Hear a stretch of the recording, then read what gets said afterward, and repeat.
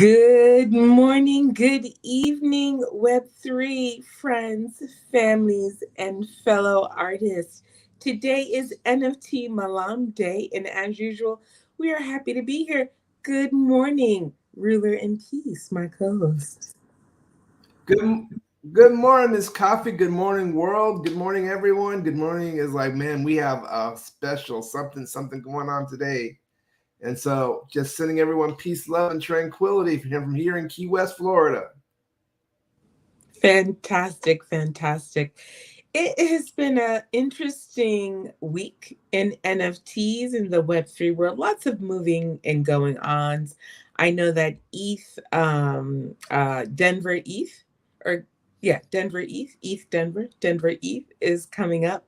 So they are having a lot of things happening there this weekend. So I'm hoping to get the inside scoop of things happening in Denver ETH over the weekend. And then next week, we'll be bringing some of that information to you across the world with NFT Malam. So we'll be digging in and attending some virtual events at Denver ETH this weekend. And what else is on tap? What's going on in your part of the world, Ruler in Peace? I'm Just up in on the world. general. Well, How in are general, you?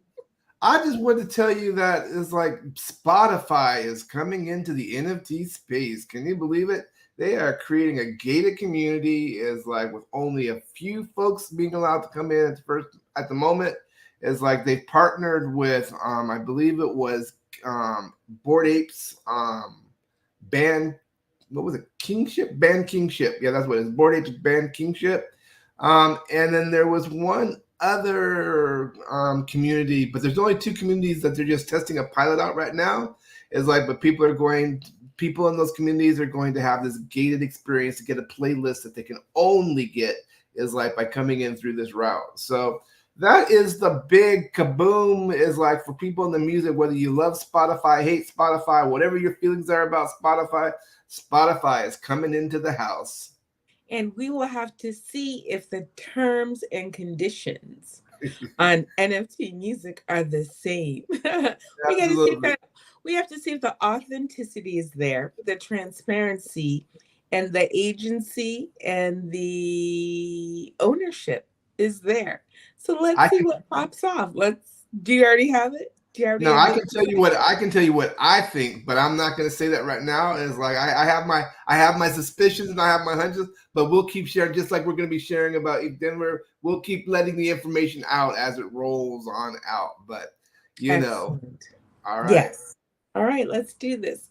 So today we have a very special guest who is dear and actually one of the pillars and cornerstones of our NFT Malam community. Her name is Joyce Moy, and she is a curator and gallery owner, gallerist, as we say, of the Janet Lee Gallery. Today she'll be talking about motherhood, being an art, being the curator of an artist and daughter, and inclusion, and how she made her way with her daughter, artist Janet Lee, into the Web3 space and what inclusion means in this space. And so we welcome today Joyce Moy.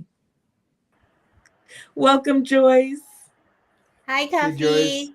Hi, Eric. Good morning, Ruler in Peace and Coffee. And good morning, good afternoon, good evening to everyone who's watching in on NFT Malam. Right. I guess it's my show, and I just like to introduce myself again. So I'm Joyce Moy, and I am from Malaysia. I live in the capital city of Kuala Lumpur, but it's in a township that is not really in the center of Kuala Lumpur. Not far away, but it's not in the center. So, as Kafi had introduced me, I am a gallerist. I manage the Janet Lee Gallery, and I'm also actually the spokesperson for artist Janet Lee, who coincidentally is actually my own daughter. So, why do this? The main reason is because Janet has a medical condition. She has intractable epilepsy. And along with the medical condition, she is also intellectually and developmentally delayed. So, how did I start on this journey? just like any other mothers, I was a happy working lady. I worked in the corporate world for 35 years. And there came a point in time when I had to call it quit.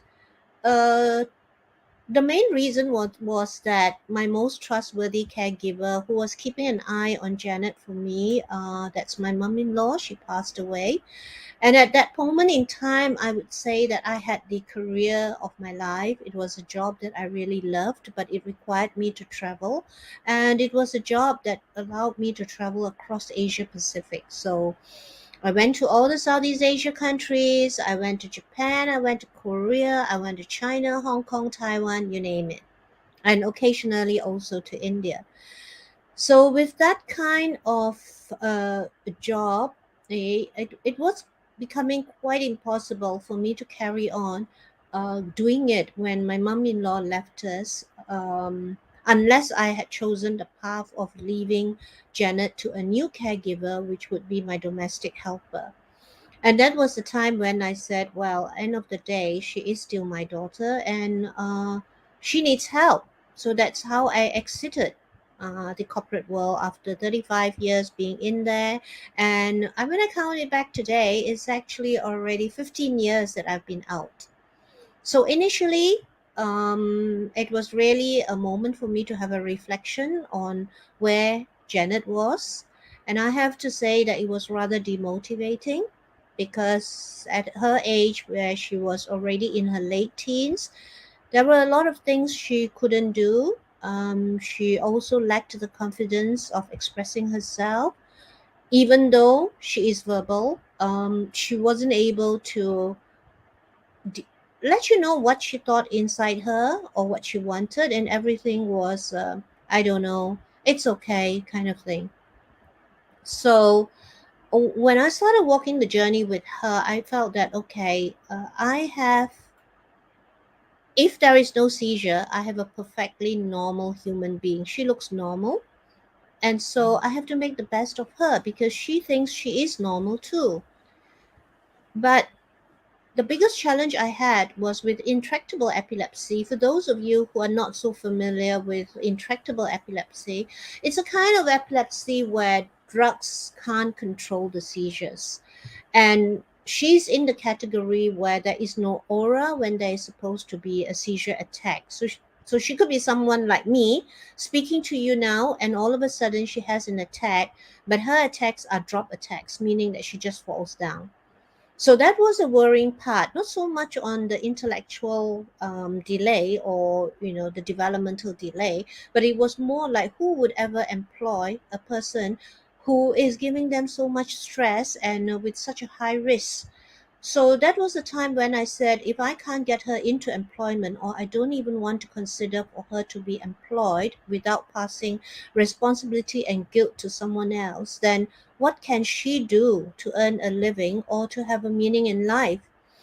And that was when I reviewed back, I reflected upon what I had done with her throughout the years, and nothing seemed to be right. Okay, I sent her to art classes when she was already around 8 to 9 years old, and the conclusion that the art teachers came back was that she's not gifted in art. Okay, and I shouldn't be wasting my time. Well, if you hear it from one person, two persons, you probably say, okay, let's carry on trying. But if you hear it from 4 to 5 art teachers, then you would say, okay, maybe they are right, because I'm not an artist. I was never an artist. I wouldn't claim that I'm one now. I'm still learning. But I had to accept it. And so that was a point when I stopped her with art. And so when she was entering into her 20s, I just couldn't find her skill. Okay, she was not able to do most of the things I have tried to give her, which were deemed safe for her medical condition. But then when I looked back at her, I realized that the one thing that she never gave up, which was something that she started the moment she could hold a pencil, was coloring. So as she was coloring, I said, if she loves colors so much, and I really do love her colors. And by the way, the painting at the back is one expression that she uses in colors. Okay. Then I said, it's so lovely, but people say she's not gifted in art. So what do I do? She did have poor motor skills, and she can't manage the laptop. So digital art was something that was out for her. And I started talking to friends, and I said, I'm in a dilemma. And that was when I'm actually fortunate that I had an opportunity for a friend of mine to introduce me to an art teacher. She gave me the clue. She said, well, this is a very experienced art teacher. She's been teaching students for the last 20 years, so maybe she could help you. And tapping onto that, that was exactly what I told her. With your experience of 20 years, please see what you can do with my daughter without doing. And everything that the teachers always complained about her not being able to do, I told her that. And I said, do everything except all these things. And guess what? She started her first journey in art with this art teacher. And after working for about 2 months with her, the teacher came back to me with a surprising feedback, and that was Janet is very good with her colors and she's very patient. So that was the start of her art journey. We worked on through diligently getting her to go for the classes, getting her to learn the techniques, the skills. And in 2014, I found the Hidden Truths Project, a project in the US, which is an art exhibition that artworks are all contributed by people with various medical conditions, but the main condition that must exist is epilepsy. So I remember then that was like, oh, we were already so depressed about epilepsy. Janet was depressed and she felt that it was a taboo word if you were to tell anyone that she's epileptic. So we said, why don't we just give it a try and see if she could join this community. And we were so happy when one of her first artwork was accepted. We took the decision to take her to US because we felt that if it was a community for epileptics, that exposure would make a big difference to her. And so in 2014, we flew as a family over to the US, went with her for her first exhibition, and she was overjoyed when her first painting that was openly shown in public, and it's in the US, that was sold half an hour before the exhibition started. So that was her debut exhibition, and until today, we are still participating in this art exhibition, but in different forms. And well, that was the start, and it was like, as a mom, what else could you expect, right? You say, hey, now I've solved my problem. My daughter is an artist, and I don't have to worry anymore. But that wasn't true. 6 years down the road with the art teacher, I found something was not right. Janet would be doing her coloring and she would be doing her painting. She would turn out beautiful, beautiful paintings. But once she was back home, she went back to her complacency and did paintings and colors like what you see behind me, which was totally something that was not acceptable by the art teacher. And so it came to my mind that something must be not right. I mean, if you're having, so-called realizing recognition that you're doing great, you've been having your art sold, people admire it, and, you, you're just so happy whenever you get an art sale, then why are you not using the techniques that have been taught to you? So that was when I went around again because I was getting worried. I wanted a Janet that is really an artist and not a Janet that is an artist only when she is in classes, because there will come a day when everyone would be leaving her and she has to be on her own. So I started the journey again, and I'm actually very, very blessed that another friend of mine introduced me to an artist. And so that was the best thing that I could ever land up with. The thing I asked the artist was, I'm in a dilemma. My daughter has been to- told that she's an artist by the epilepsy, by the Hidden Truths Project, which is running this epilepsy exhibition. But she's turning out artwork that I don't think we appreciate it other than myself when I appreciate it for the colors. And so he gave me an assurance. He said, it's fine. I'm just an artist. I don't teach art. So if she is not an artist, then she does no good staying with me. I'll tell you. And guess what? After working with her for 2 years, he came back and he said, well, I've looked at her in all angles. She is an artist, but she's truly just a colorist. Okay, colors drive her passion. Colors expresses her feeling, and you need to love her art for the colors that they represent, rather than art as being an object that she's actually trying to paint. So that's a whole journey about art. But as we moved on to this journey, there were many struggles, stumbling blocks, and all that. And that was when um, I decided that, well, if someone who was actually not seen to be able to be on their own feet is at least now motivated enough to want to succeed or to have a space in life, then I think this is inspiring. Personally, for me, I think it's wonderful. And I think it's something that we can share with other people so that people do not give up on their dreams so easily, especially when we have family who have children with challenges. So, this is actually one of the reasons why I started Janet Lee Gallery. I wanted a place where people could come and look at her work.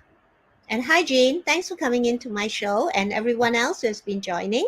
So, I decided that if I had a space for people to come and see the kind of work that Janet had, it also gave me a chance to share the journey that me and Janet had traveled. And hopefully, it would inspire not just families who have children who have special needs or differently abled, but also people like us where at certain point in our life sometimes we are just so down, okay, and we just need that oomph.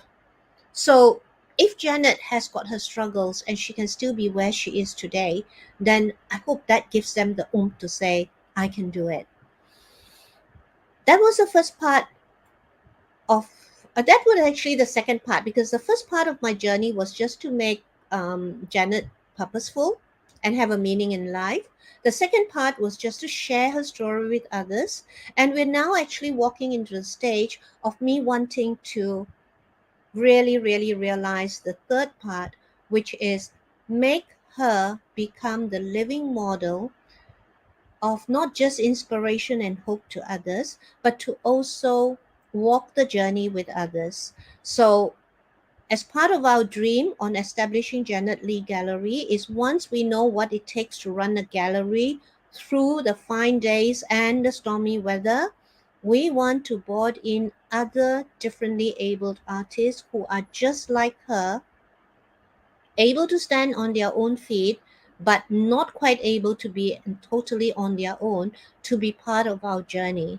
So we took Janet Lee's name to represent three values, which we will also be looking for in our future artists. The first one is positivity.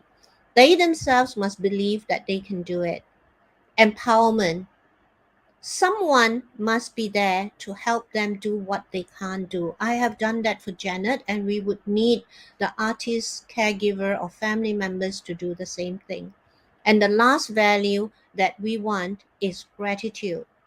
We can have a lot of dreams, I can do a lot of things, but we cannot move on if we do not get the support from the community, friends, relatives, people who know us and people who don't know us.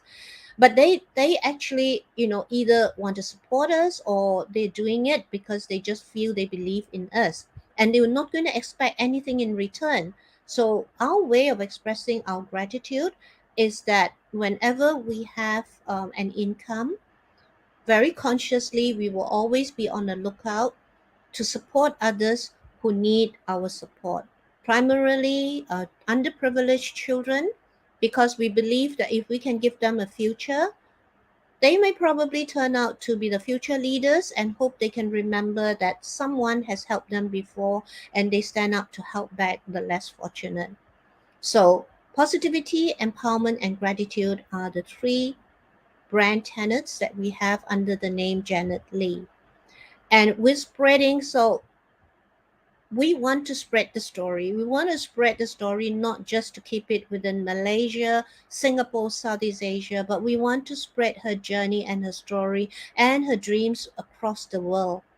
And this is when I bumped across BK last year. Yeah, it was year before last, in December 2021, that I was introduced into the Metaverse generation, and then I got to know BK. And it struck me that what is another best way to spread this story and this mission and vision that we have, if it's not Web3 and if it's not NFT. So we entered into the NFT world, and we're trying to prepare ourselves to go and spread our wings so that we can share this joy, we can share our experiences with whoever is interested anywhere in the world. And if we look at it, I think this is not just inclusion, this is more than inclusion, because it's not just about telling people that, oh, they can be part of us, but it's really to show people that they really can be part of us. If we look across the globe today, I believe we only have a segregation of two populations, the able community and the neurodiversified community. There is no one community in the middle where they are actually better than most of the special needs, but they're not quite the same like us. So they have their own idiosyncrasies, and they might behave differently. But other than that, they are just as good as us or even better. And I think, pardon me if I'm wrong, but I think this is a major problem in all parts of the world. We have a lot of support for special needs, and we brand them as special needs. We have a lot of support for enterprises because they are people like you and me, but there is no specific one area of support given to people who are differently able. Pretty much normal on the outlook, but different inside. And this is the dream that I hope, as I'm walking this journey with Janet, we can share with the world, and we can start building something out of it. So that's my story in a nutshell. But if you want to know more about me, then you can find me on Instagram as joyce.moy. I'm on Facebook as Joyce Moy. And I have my profile photo there. So if you're watching it tonight, you will know that it is me. And I'm also on LinkedIn as Joyce Moy. But if you want to know the journey that we're building with Janet and the kind of work that she has been doing and the type of involvement she has with the community and also in the art world and also in NFT, then Coffee, can you just bring up my screen, please? Yeah, so this is where we are. This is my girl, Janet Lee. And you can find a lot of information about us. If you're in Malaysia or you happen to be in Malaysia, then please do make an appointment with us to visit our gallery. We now have a gallery over in SCIRZ, where it's near my house. And we also have a little studio down in downtown. So you could visit us in any other way. And you can actually check us up also. Just a moment, I'll just go. Yeah, so you can book a visit to our gallery. So do book a visit because of Janet's medical condition. And I'm still the main person running the show. We do not open the gallery at all times, so we need a booking. We are on OpenSea, okay, and Art Beyond the Canvas. If you love her art products, have a look at the heart. But Art Beyond the Canvas is something that I created to tell the story beyond art lovers. There are some people who just like art, but they are not deep into art, hanging up an art piece or having an art on the table for various personal reasons.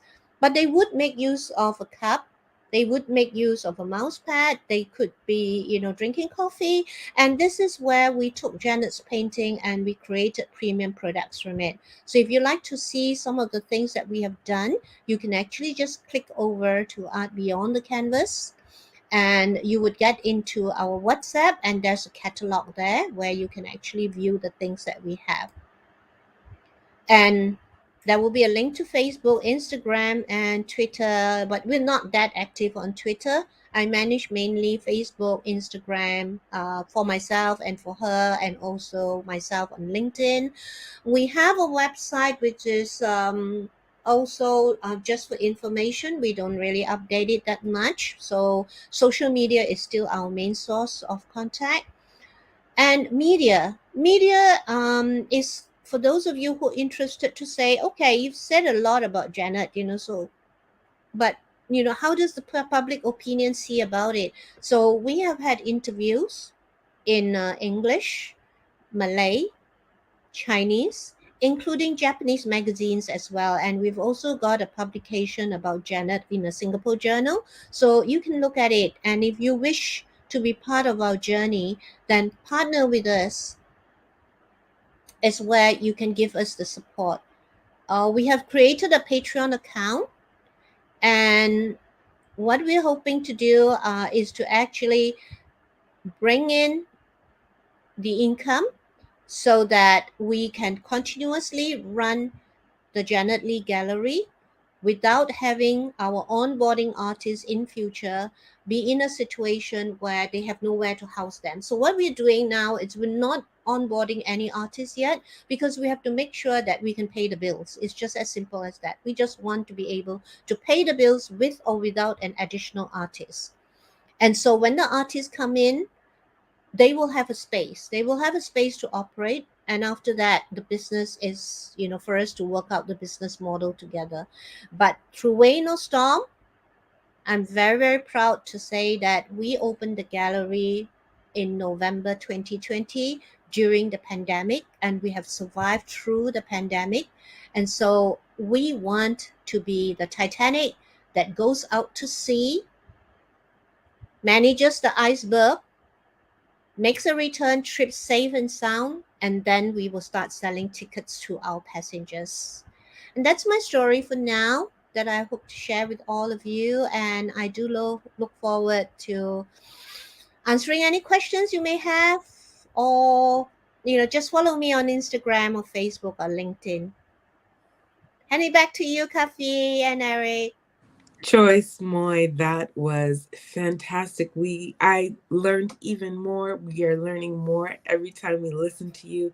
Thank you so much for being open and transparent with your story as a mother, coming out of corporate America. Excuse me, out of the corporate world, and really taking on the challenge of your new work, which is being a full-time caregiver and investing in your child and in your family in regards to creating opportunities for Janet to thrive and come into her own self. So that's always a huge job. And sometimes the bigger job, we think we're leaving the bigger job, but really we're leaving the smaller job for the bigger, more meaningful thing. And you've created a platform.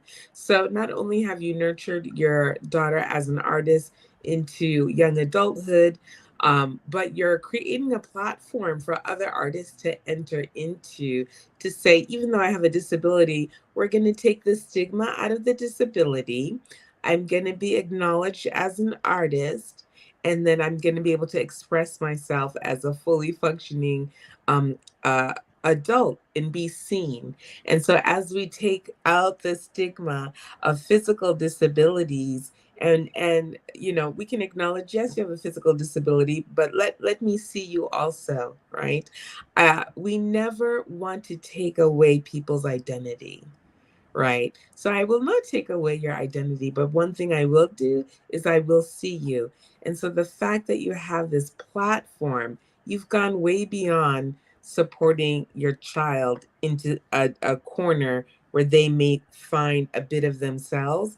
You've created a platform, in Malaysia and around the world for artists to come and be seen, which gives them purpose, which is ginormous, which is huge. And so we're so grateful, which is one of the tenets of your platform. Every time you said it, I took a moment, and I know oftentimes Ruler and Peace and I, we take a moment just to be enter into a space of gratitude. And so every time you said it, I took a breath. And those three things, your three pillars, can you tell them to us one more time? Positivity, empowerment, and gratitude.